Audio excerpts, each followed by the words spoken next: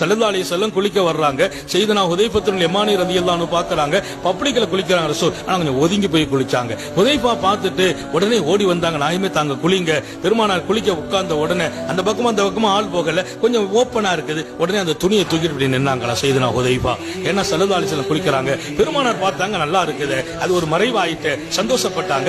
குளிச்சு முடிச்சிட்டு வந்தாங்க. ஹுதைஃபா நீங்க குளிங்கலன்னாங்க. இல்ல நாயகமே குளிக்க வேண்டிய தேவை இல்லைன்னாங்க. இல்ல ஹுதைஃபா குளிங்கன்னாங்க. ஹுதைஃபா இப்ப எனக்கு குளிக்கிறமான சூழ்நிலை இல்லைன்னாங்க. ஹுதைஃபா சொல்றாங்க, வேற ஒண்ணும் இல்ல, நான் குளிச்சிருப்பேன், எனக்கு பயமா இருந்துச்சு. ஸல்லல்லாஹு அலைஹி வஸல்லம் நான் குளிக்க போனா அவங்க எனக்காக கிதுமத் செய்ய வந்துருவாங்க, எனக்கு கிதுமத் செய்ய நபி வருவாங்க, அதனாலே மறுத்தேன். ஸல்லல்லாஹு அலைஹி வஸல்லம் சொன்னாங்க, இல்ல ஹுதைஃபா போய் குளிங்கன்னா. நான் உடனே ரொம்ப கட்டுப்படணுமேன்னு போய் தண்ணியை எடுத்து ஊத்த போனேன். பெருமானார் அந்த துணியை பிடிச்சி நின்னாங்க. வல்லல் நபி ஸல்லல்லாஹு நிக்கிறாங்க.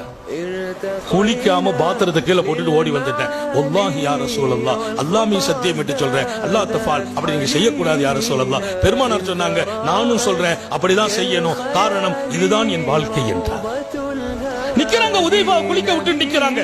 உலக தலைவர்களில் அவர்கள் தனித்துவம் வாய்ந்தவர்கள். அந்த தனித்துவம் தான் லட்சோப லட்ச இதயங்களில் வல்லல் நபி வாழ வைத்தது.